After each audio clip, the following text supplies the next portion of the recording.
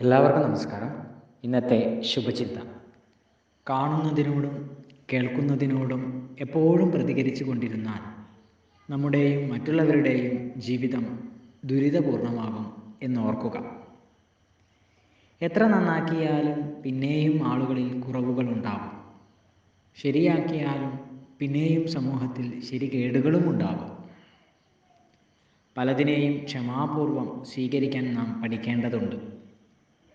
എല്ലാം ശരിയാക്കാനും എല്ലാവരെയും മര്യാദ പഠിപ്പിക്കാനും പോകുമ്പോൾ നമ്മുടെ ജീവിതം തന്നെയാണ് നശിച്ചു പോകുന്നത് എന്ന് മനസ്സിലാക്കുക.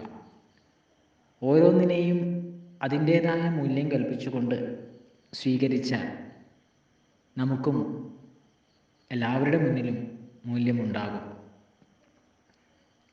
ഈ ലോകത്ത് എല്ലാറ്റിലും നന്മകളുണ്ട്. അതിനെ കാണാൻ സാധിക്കുക. എല്ലാവർക്കും നന്മകളുണ്ടാകട്ടെ. എല്ലാവർക്കും ജീവിത വിജയം ഉണ്ടാകട്ടെ. നന്ദി, നമസ്കാരം.